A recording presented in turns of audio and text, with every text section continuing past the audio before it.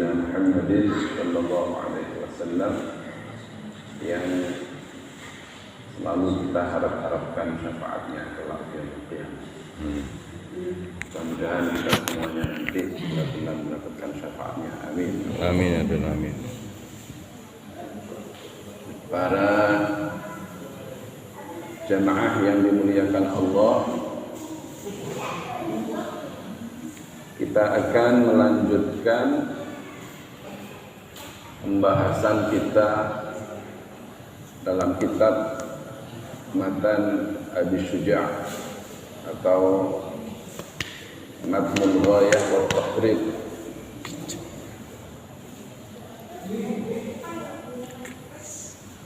yang dikarang oleh Al-Qadhi Abu Syuja', salah satu ulama mazhab Syafi'i yang sangat masyhur.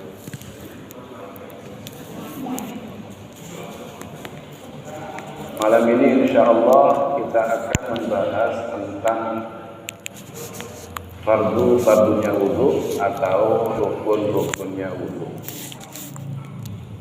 Ini merupakan amaliyah kita sehari-hari, setiap waktu. Sebelum kita melaksanakan sholat, kita mengambil air wudu. Yang mudah-mudahan apa yang telah kita laksanakan selama ini sesuai dengan tuntunan yang diajarkan Rasulullah Shallallahu Alaihi Wasallam. Namun kita agar bisa lebih memahami, maka perlu juga kita untuk mengkaji kembali tentang masalah ini. Yaqulu Al-Qadhi Abu Syuja' rahimahullah faslun wa furudul wudu'i sittatun, dan fardu-fardunya wudu itu ada 6 perkara. Rukun-rukunnya wudu itu ada 6 perkara. Artinya bahwa 6 perkara ini adalah menjadi hal yang wajib kita laksanakan ketika kita mengambil air wudu. Jika salah satu di antara 6 perkara ini ada yang tidak terlaksana atau ada yang dilaksanakan tapi tidak sesuai, tidak memenuhi syaratnya, maka wudunya tidak sah. Jika wudunya tidak sah, berarti sholatnya juga tidak sah. Karena itu mempelajari hal yang terkait dengan wudu ini sangat penting, dan itu hukumnya fardu ain. Apa saja rukun-rukun wudu atau fardu-fardunya wudu yang 6 perkara itu? Yang pertama adalah an-niyatu 'inda ghuslil wajhi. Niat, berniat ketika membasuh wajah. Di dalam mazhab Syafi'i itu niat itu dilakukan ketika membasuh bagian awal. Ketika membasuh juz'un, bagian awal dari anggota wudu. Wudu yang pertama itu yang wajib dibasuh adalah wajah. Ketika kita membasuh wajah, maka ketika itulah kita niat. Jadi niatnya ya nawaitul wudu'a liraf'il hadatsil asghari wa dhalil amal. Itu kalau dilafaz dilafalkan. Bagaimana kalau tidak dilafalkan? Melafalkannya itu dalam mazhab Syafi'i itu hukumnya sunnah, ya. Tapi tidak wajib. Tidak wajib. Yang wajib itu niat itu di dalam hati. Jadi ketika membasuh wajah dinawaitun bukan sebelum basuh wajah nawaitun dulu. Ada sebagian orang itu nawaitun dulu ada rafil hadatsil afdal qalbul baru membasuh wajah. Jadi belum niat dalam mazhab Syafi'i, ya, belum dikatakan niat. Dalam mazhab Syafi'i itu niatnya yang ketika itu nawaitun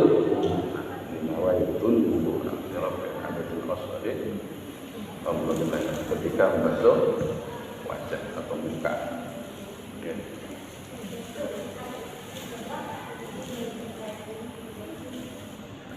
Selain mazhab Syafi'i, Imam Malik misalnya itu, dan ini menjadi solusi bagi orang yang punya penyakit was-was. Okay. Kalau punya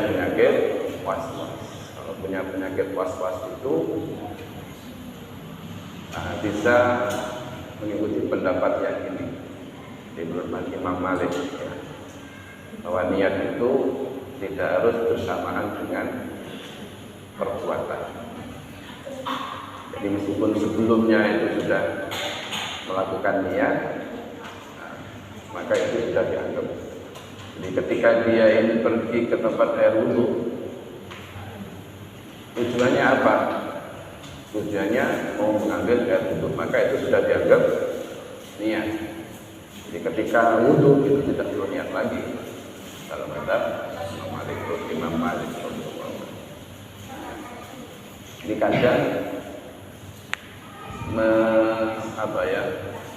mencocokkan antara niat dalam hati dan perbuatan.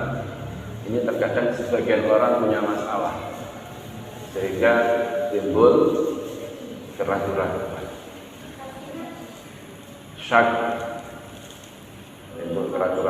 syak,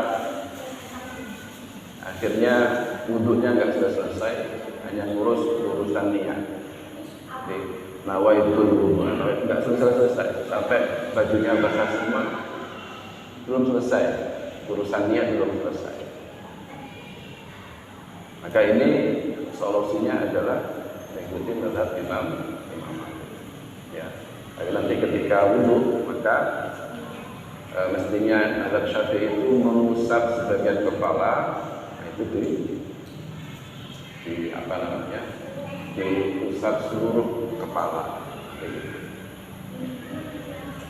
Jadi niat itu termasuk rukun, karena sesuai dengan sabda Rasulullah SAW, innamal a'malu binniyat. Sehingga setiap amal soleh, amal yang baik itu harus didasarkan dengan niat. Yang kedua, labasul wajhi. Yang kedua adalah membasuh wajah. Membasuh wajah itu di bagian wajah. Ini dulu sudah pernah dijelaskan sebenarnya dalam kajian kitab Mukhtasar Ulam Taufik, ya. Ya, dikatakan wajah itu adalah kalau dari atas itu mulai tumbuhnya rambut umumnya yang normal, ya, tumbuhnya rambut normal, tumbuhnya rambut umumnya yang normal sampai dengan di bawah dagu, ya. Sampai di bawah dagu, sampai dagu. Kalau dari atas, kalau dari samping, ya, dari telinga ke telinga, dari telinga ke telinga, ya. Kalau misalnya ditarik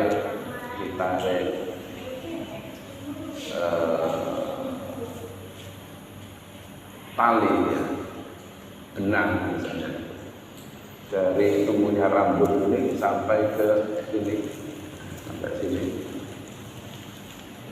Itu berarti itulah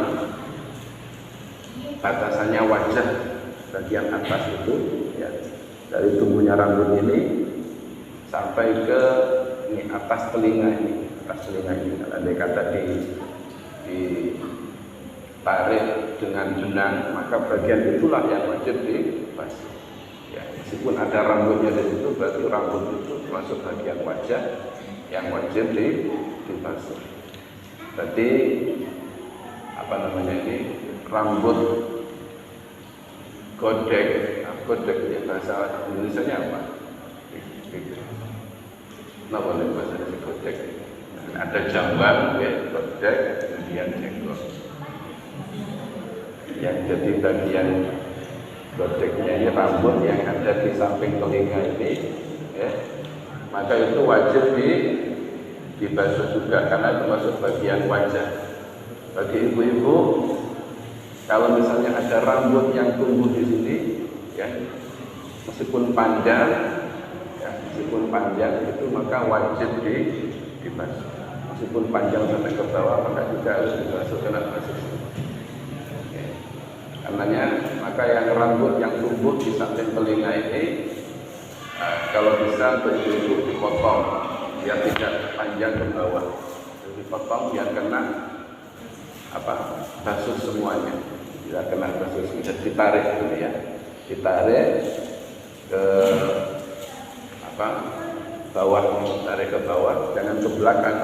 Kalau disingkap ke belakang begini, maka nanti tidak terkena basuhan, ya. Nah, itu jadi rambut godek ini, kemudian jambang, kemudian jenggot ini, maka itu juga wajib dibasuh karena termasuk bagian wajah,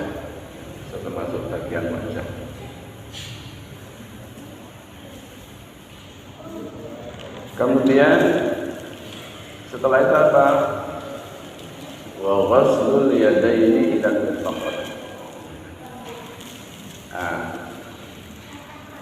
Sementara untuk jenggot kemudian jambang itu kalau tipis maka wajib memasukkan air ke dalam sela-sela gitu ya. Wajib dimasukkan di sela-sela agar air itu bisa masuk ke kulitnya.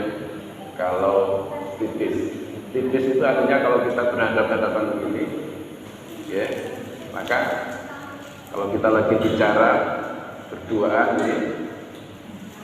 lawan bicara kita itu melihat bagian kulit ya, di sela-sela jenggot kita atau jambang kita, itu berarti jenggot kita, jambang kita itu tipis.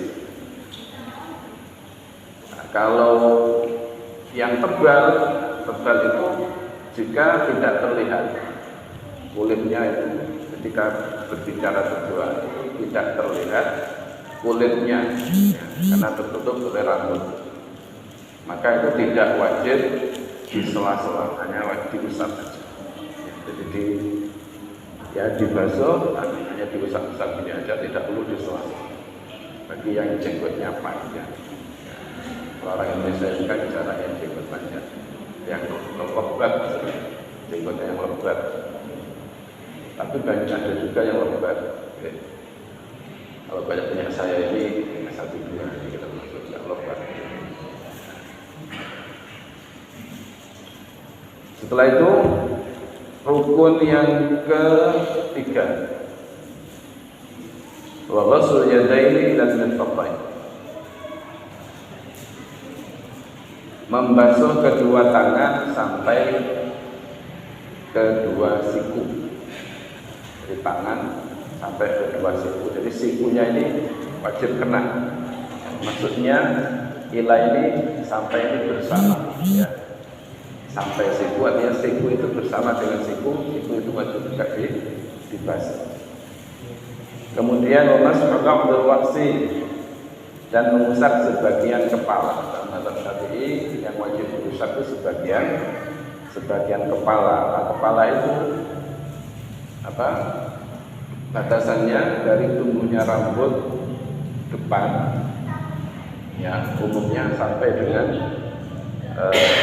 bulan Nukroh. Apa Nukroh itu? Lupa lagi. Citok itu apa? Lagi citok itu biasanya apa itu? Apa itu maksudnya malu? Citok. Ya, citok itu. Itu bagian itu ya melingkar begini dari tumbuhnya rambut melingkar sampai dengan lengkungan yang di belakang kepala, ya. Apa namanya? Nukroh namanya, citok, gitu. Itu yang wajib diusap. Bagaimana kalau kita mengusap rambutnya, yang rambutnya saja? Tidak masalah, asalkan itu dalam anggota atau bagian kepala, asalkan itu masih dalam bagian kepala. Jadi di sini rambutnya ada di sini, itu tidak masalah, rambutnya saja yang diusap. Tapi kalau rambutnya ini sudah keluar dari bagian kepala, ya, rambutnya tok, rambutnya saja yang diusap maka tidak sah. Misalnya rambutnya panjang sampai ke sini rambutnya, rambutnya saja di sini yang ditarik sini, ini saja yang diusap maka tidak sah. Ya. Tapi rambutnya yang ada di bagian kepala sini, nah, maka sah. Kalau nggak punya rambut gimana? Ya kepalanya saja. Kepala itu diusap. Itu dalam mazhab Syafi'i sebagian kepala. Selain Syafi'i itu mewajibkan seluruh kepala yang diusap. Dan kata para ulama itu ya sunnah, makanya sunnah mengusap dalam mazhab Syafi'i juga ada sunnah. Dan itu menjadi kaidah bahwa al-khuruju minal khilafi mustahab. Jadi keluar dari perbedaan pendapat di antara para ulama itu sunnah. Jadi kalau ada yang mengatakan sebagian, ada yang mengatakan seluruhnya, ya seluruhnya aja. Kayak sunnah, mengusap seluruhnya. Kemudian yang wajib setelah itu, rukun setelahnya adalah wa ghuslu rijlaini ilal ka'bayn. Membasuh kedua kaki sampai dengan mata kaki. Kaki sampai dengan mata kaki. Ini mata kaki wajib dibasuh sekalian. Ya, mata kaki tetap wajib dibasuh sekalian. Yang terakhir watartib berurutan ala madzhabna sesuai dengan apa yang kita sebutkan urutannya. Dia harus urut berurutan mulai dari niat ketika membasuh wajah, membasuh kedua tangan sampai siku-siku, mengusap sebagian kepala, membasuh kedua kaki sampai mata kaki. Ini harus urut. Ini rukun. Mengusap telinga termasuk sunnah, tidak termasuk rukun. Mengusap telinga itu adalah termasuk rukun, termasuk sunnah, tidak termasuk rukun. Kewajiban wudhu dengan ketentuan kewajiban 6 perkara ini sesuai dengan yang difirmankan Allah Subhanahu wa taala dalam Al-Qur'an, ya ayyuhalladzina amanu idza qumtum ilas sholati faghsilu wujuhakum.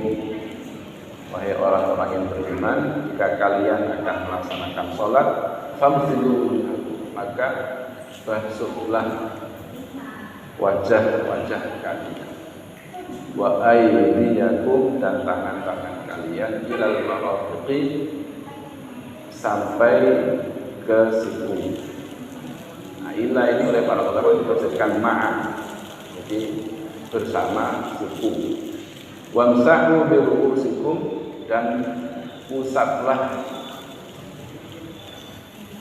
sebagian kepala kalian. Di biru'usikum ini Imam Syafi'i menafsirkan itu sebagian lagi menafsirkan itu seluruh. Karena dalam Quran itu tidak menyebutkan secara jelas, makanya terjadi perbedaan pendapat. Ada yang mengatakan sebagian, ada yang mengatakan seluruhnya. Ya. Karena dalam Quran itu hanya kalimatnya bil ru'usikum, ya. Tidak ada jami' ru'usikum atau ba'di ru'usikum, tidak ada. Nah, sehingga terjadi perbedaan. Wa arjulakum, dan basuhlah kaki-kaki kalian ilal ka'bain, sampai dengan mata kaki. Ini yang disebutkan dalam Al-Quran. Di dalam Al-Quran itu sebenarnya cuma ada 4 Pak rukun itu.